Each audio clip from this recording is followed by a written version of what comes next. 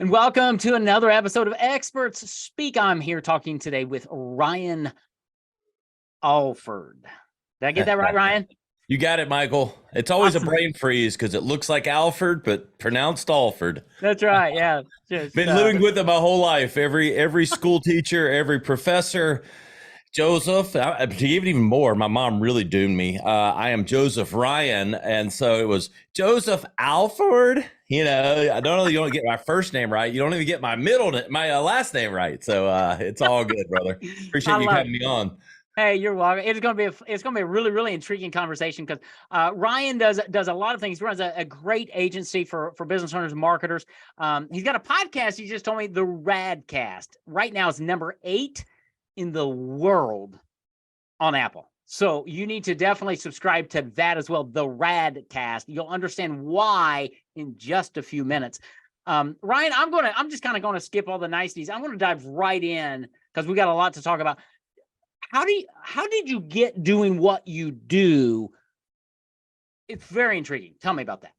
Well, I am a Southern boy. You probably hear the accent a little bit. I grew up in South Carolina, the son of Maryland and Steve, not confused with the Steve Alford that was a basketball coach at Indiana and UCLA. Different Steve, but two entrepreneur parents. I grew up with two natural marketers, two natural entrepreneur parents that had multiple side hustles, and really framed who I am. I kind of learned quickly what I was good at. I was a marketing and kind of sales guy, even though I think there's a big distinguish between those two things. Some of us take a lot of time, go through many career paths. I was blessed to kind of see that path for myself. Went to Clemson University, go Tigers, as a marketing major. Came right out of school, went and worked for the largest ad agency in the state of South Carolina called Irwin Penland at the time, now known as EP & Co. I worked there 13 years. And it was a very entrepreneurial driven agency. And we had a little account known as Verizon Wireless in 2001 that I was brought on to. It was a very nice piece of business for the agency, roughly around a $2 to $3 million per year piece of business that I grew over my 13-year career to be a $45 million piece of business for the agency. Getting to work with Verizon, with Apple, with the NFL, Samsung, Google, the first really ushered in the smartphone era, working with Verizon, and kind of skyrocketed my trajectory in kind of through that account and through those brands. Opened the New York office for Irwin Penland in 2008 with a few others. Moved to Manhattan, lived there for 6 years, and really just cut my teeth and enacted, I think, my natural skills while also learning from some of the best in the business on Madison Avenue, and have worked on some of the most recognizable ad campaigns of the last 30 years. Can you hear me now? The first iPhone launch, Droid, the NFL mobile launch, the first NFL game you could watch on your cell phone, smartphones in 2009, and have really just been part of a lot of large brands, and both on the strategic side and the creative side. My mind sort of thinks on both channels. That's always what served me well. And so had the fortune of finding that career and doing it for others for nearly 17 years. I was chief marketing officer at a couple stops, and then started Radical, the agency which you mentioned 5 years ago. And I started Radical and the Radcast at the same time. And they've both been on an upward train of trajectory over this 5-year period. It's been a great ride. And, it really started with finding what I loved and what I was good at really early, and having parents that nurtured and mentored me and allowed me to do those things. How very cool. I love the family connection.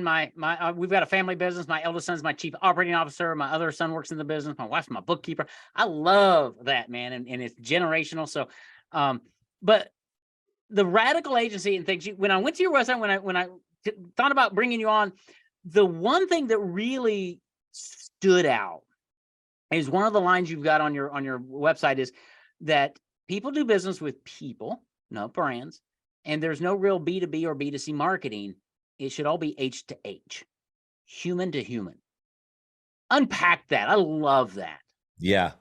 It's really relevant today as we move into a world of AI and other things. But, having grown up in the business, one of the biggest things I learned in my career and being blessed with working with a lot of people was an understanding of consumer behavior.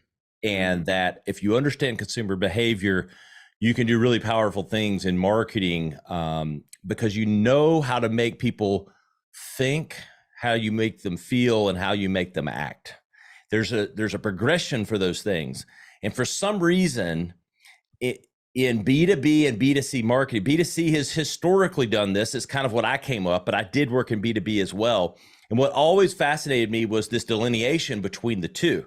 Yeah. When the reality is the decision-making is much more complex. So don't let me say I don't understand B2B, and I understand it magnificently well.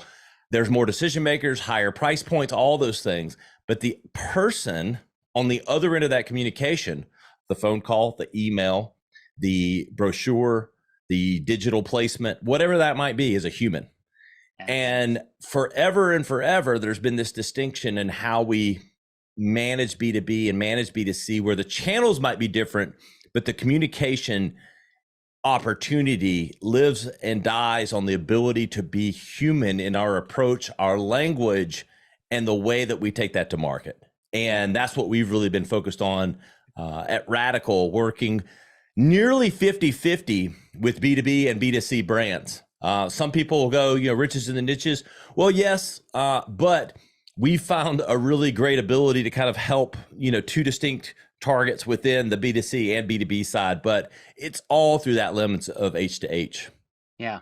And that's so good. So what I preach, if I preach lots of messages, one of them is being genuine, being unique to you and who you are, and showing up like you. So you don't know this about me, right? Long time, I didn't do video. I didn't do stuff because I thought I had to show up with the script and I had to look like a certain way for my audience. And it kept me from showing up. And I finally went, I'm going to show up as Michael. And if you like me, great, let's talk. And if you don't, then please go away because this is what you get. And that's right. That has freed me up, and it's bonded me with my audience in a very unique way. And that's not exactly what you're talking about, but at one level it is. It's being real in your marketing, right? Talk about that and the importance of that. Yeah, it's really understanding yourself, because you can't be authentic unless you really understand yourself as a brand or as a person. Yep. And once you unlock that, and we work with brands all the time to kind of unlock that sometimes, it's like, okay, who are we and who are we talking to? And what again, back to that think, feel, and act. And what happens is once you unlock that, you can be your authentic self as a brand or as a business. And you have to get comfortable with knowing that you aren't going to take the entire market. The whole market, your headroom is not the entire market. And the faster you unlock that, the quicker you will have success, because the best marketing in the world right now is community building. And the only way to build community is to unlock that audience that you have, because you can nourish them into more referrals and more things. But it does take that humanistic approach and that authenticity, and letting your hair down is how I would describe what you just said. Because we lived in this very polished world in marketing and advertising, and it had a sheen on it. And consumers, B2B or B2C, are very aware that they're being marketed to. Right. And that sheen can get in the way of having authentic conversations with your customers, whether it's a video or not. They really gravitate. It's also where we work with leadership on leadership branding, which we think is huge and just incredibly important today, that you can't hide behind the desk and not be out there forward facing with your clients. Yeah, that is so cool. And when you think human to human, all right, and I want to drive this down and get your opinion, I guess, really. So I'm a big Apple fan. Yep. Okay. By Max. I love their websites. I love their commercials. I love their products. I love the unboxing of a Mac. It's amazing. I have AirPods, and I had a problem with one of my AirPods. So online support, they treated me well. They said, you need to go to the Genius Bar. They set me up an appointment. I walked into the Genius Bar. I sat there for 30 minutes. They figured out my things. And they said, you know what? We tested your AirPods. They both failed. And I bought these AirPods a year and a half ago. And they said, we are replacing your AirPods. Here you go. That is brand. That is, I mean, they own me for life. I'm a fan, but you look at Apple and their marketing, but it comes through from the leadership all the way down to the people and how you're treated in the store to go, that was way beyond my expectations, right? Yes. That's what business owners can do. You don't have to be Apple to do that. Business owners can do that if you think, and if you have somebody like Ryan kind of helping and directing you. Talk about things like that and how important all this is from a human perspective. Total customer experience is what I would define that. And no one plays the long game better than Apple. Yeah. So here's what Apple understands, and I'm writing a book about this in the next 2 years. I've got one ahead of it, but it's on it. And, you know, everyone talks about lifetime value for customer.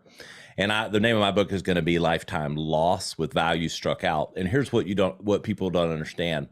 When you jettison up a customer, what you've done in separating them from your hive is additional referrals, additional lifetime value. There's so much value that comes out of a customer, and Apple understands this better than others. The total value of a customer, and that what their brand stands for in delivering the experience that they talk about in their advertising and delivering it starts in the ad, but it's all the way down to that full customer service experience, like you mentioned. And they're not always perfect, but they own their problems. And there's so much to be learned from that, because a lot of times you think, okay, someone's trying to get this or trying to get that, and they're looking at a really small window of, okay, what does that really cost versus what is the true cost or true opportunity that you've lost in not taking care of that customer. And we get in very, what I call short-termism behavior. And it's a lot of what's kind of driven a lot of the promotional marketing today is this short-termism, which is, I think, very much in the here and the now. And some of the pressures that the chief marketing officers and the marketing people out there, they have them and they're real. Yeah. But the real winners play the long game. And the last thing I'll say, and I say this on a lot, I get asked these questions similar. People think with their head and they buy with their heart. Absolutely. And when you understand that, the emotion that goes into the consumer, it will make you completely revitalize everything that you do through the lens of what will drive that emotional reaction and attachment to your brand. Yeah, without question, 100%. One of the marketing isms that I teach my clients is to convince the mind, you have to capture the heart.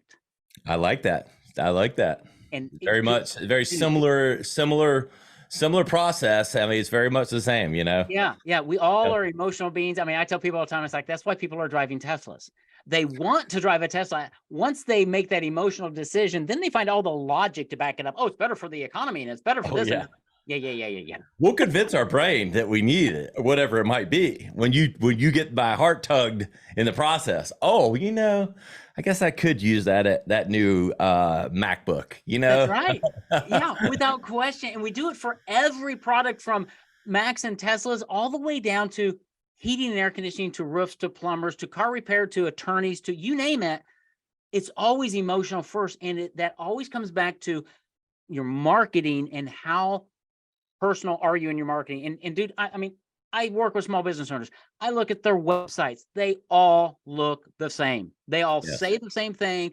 You're giving me no reason to choose you. And I would love your perspective on this. Small business owners, right? Growing. They have to look a certain way, right? They have to speak a certain way. Financial advice. And I tell them all the time, I'm like, stop it. Yeah. I want to know who you are. Is that accurate? Yeah, it's totally accurate. And if you want to compete with all those people, then certainly look like them. And if you want to stand alone and create your own category, then you need to look different, act different, or just be yourself, but step away from what you think everyone expects. But a lot of what the problem is in those things is they also market and talk about all the speeds, the feeds, the functions, the bullet points for why this, why that, when they aren't framing what the human is, which is, what is the problem that you're solving? You need to evangelize the problem and you become the natural solution. Yeah. And so, sell the problem, which says, this is what it says to consumers. It says, it's not about you, me, the business. It's about me, you, the customer. It's not about the customer. It's about the customer, not the business. And it says that you understand me and you understand what my problems are so that I trust you because people do business with who they know, who they like, and who they trust. Yeah. And when you build authority by evangelizing the problem, not in a way, but it just shows that, okay, I understand the problem. Here's the problem. And then you're the solution because of the benefits and the things that your service might solve that's related, that ladders back up to that. Yep. And all right, I'm going to say two things here. One, you got to reach out to Ryan because Ryan, I always tell my clients, you've got to have an outside perspective as a business owner to be able to see this. And I want to take what you just said and go back to Apple when they launched the iPod, right? Yep. 1,000 songs in your pocket. Because all I had was like a Walkman or something, right? And I was limited. And they said, virtually, it's unlimited. Yep. And the problem there was I can't take enough of my music with me. They understood, and you know what?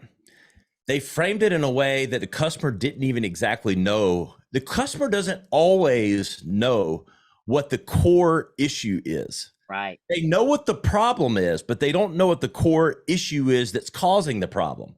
Yeah. And so what Apple did there was 10,000. Okay. And as soon as the consumer thought about that, they were like, that is what the problem is. I can't take it all with me all the time. I only get these 3 CDs, or how many cases of CDs I want to stack in my car or whatever. They're like, okay, I get it. Yeah. And I don't need it, but I got to have it. Oh, I got to have it, and the world be the path to their door, right? Yes. If you make them want it enough, they'll convince themselves that they need it. Yeah. Oh, without a question. And how much selling does Apple have to do? Dude, I walked into their Apple store. It's packed all the time. Yeah. And they don't sell. They're like, well, you can do this one or this one. Which one? And it's like, so it's just really amazing. But small business owners can do this. But the problem is business owners can't do this because they don't think like marketers, because they think like attorneys or financial advisors or CPAs. And that's why you and I exist. But I want people to reach out to you and talk to you because you obviously think differently than even a lot of marketers. And here's one of my pain points is when I talk with a business owner, they said, well, I need to do Facebook ads, so I hired a Facebook person. And I need to do LinkedIn, so I hired a LinkedIn person. And I need to do a website, so I hired a website person. And I always tell them, I say, stop. Will you please just get one? And I don't do any of that, but I refer people, and it's like, you need to go talk to Ryan. Have the conversation, because he'll probably radically change how you think about your audience. Forget your business right now. Let's talk audience. That's right. Yeah, it's 100% right. And, I do say that I don't put lipsticks on pigs, and I'm not afraid to smack babies. So you got to have real thick skin, but my best clients love me for it because I'm just brutally honest, and it translates to brutally great sales. So it just works, and it's like, I point back to the day that, Apple has kicked everybody's rear end forever on smartphones, but there was a month in time where they didn't. And it was the only time in history that they got outsold. And it was when we launched the Droid, the alternative smartphone that kicked Apple's ass for a month, until Droid got scared, Motorola got scared. The campaign was a little dark, but we sold like 30 million smartphones in 2 weeks, convincing everyone it was the anti-iPhone. Yeah. It could do things that the iPhone couldn't. And so sometimes when everyone else is going left, you need to go right, so it's just, that's part of it, but it's kind of my approach. And it's not just different for different sake. It's not radical for radical sakes. It's thinking about the customer and reframing it and being customer focused instead of business driven. Yeah, very much so. And I know, I've been on your website enough to know what you guys do and how you think differently. If you just go to their website, watch the reel and just see what they've got going on, and you're like, oh, wow, this is different. Yes, this is different. Just like what? Apple, different, right? They're different campaign. It's marketing ignites when you connect at that human level. And I love what you said earlier, B2B, B2C, doesn't matter. It's human. We all make decisions emotionally. And as a business owner, you've got to dispel and get rid of all of your product speak. because at one level, nobody cares. Yes, it's so And true. it is, and that's hard to take for a business owner. But it's like, Yep. okay, it doesn't matter. What you want to do is you want to engage with a customer to solve that problem that they have that they may not even know. Like you said, the Apple one, they didn't even know, they couldn't identify that problem. Apple did somehow, and wow, the world changed overnight. Yeah. Seemingly. Well, they did the same thing with the smartphone. You know, they convinced everyone that they'd ever, because BlackBerry was the only smartphone. It was a B2B smartphone, right? Yeah, yeah. But then Apple showed everybody, wait a second, smartphone makes as much or more sense for the average consumer than it does for everyone, and it unlocked the entire category. Absolutely. Because they demonstrated it when we launched it, showing everything you could do, from the advanced camera to advanced email and all the things, that advanced browser-based stuff. I mean, internet, you can browse the internet on a non-smartphone. You know, remember that experience? Totally. So, you know, BlackBerry convinced everyone that, you know, only B2B people need this. No, like it's life management, and you know, it ushered in a whole wave of things. But Apple's has definitely been at the pinnacle of that. But we do the same thing. Like, you know, we've done the same pivoting with our podcast, the Radcast. I mean, you call yourself the Radcast, you have to live up to it, right? So we've done the same thing. We've kind of yin when everyone else is yanged in business and marketing podcasts. We've got over here to my right, my wall of fame of guests and celebrities, and everyone that we've had on, all through a business and marketing lens, because everyone's got, you know, a story to tell, and everyone has side hustles these days. But we, you know, kind of bring to life the marketing and business category in a more mainstream way, instead of going, today we're going to talk about SEO. No, we're going to do radical things and talk about radical people and stories. Yeah, I love it, because that's intriguing, and that's what people are after. Radical's a very intriguing company, led by an intriguing guy, Ryan. You just go to his website, Ryan. How do people find you? Because it's hard for me to put into words what you bring to the table, because it's so different than what most ad agencies do. Right. Yeah. You're approaching this from a very radical perspective, which I love. How do people find out more about you and how you work and how they can work with you? Yeah. I'm the most out there forward leader you'll find. I'm verified on every platform: Instagram, TikTok, Facebook, Twitter. On LinkedIn regularly, but I practice what I preach. I put my content out there. You can find me very easily searching for Ryan Alford on any of those platforms. I usually pop up as the first one with that blue check way before you could buy it. But you go there, radical.company is our website. And my personal website is ryanalford.com, where I give away my best advice, because execution is everything. I love that. I'm going to have all of that in the show notes. So if you're exercising, driving your car, or taking a walk with the dog, you can go to the show notes and find out radical.company, ryanalford.com. That is great, having your own domain name. How many people don't have that? So that's a free bonus today. Ryan, man, this has been a fantastic conversation. I love talking with you. You're an expert at what you do. And I just love how you're taking marketing down to the human level and doing it in a way that really connects at the heart level, and seriously helping businesses pivot, make a difference, carve out their niche, and dominate. Yeah, really appreciate it, David. It was a pleasure to be on. Well, you are welcome, brother. Thank you so much. Come back again and listen to more great episodes on Expert Speak. Have a great week.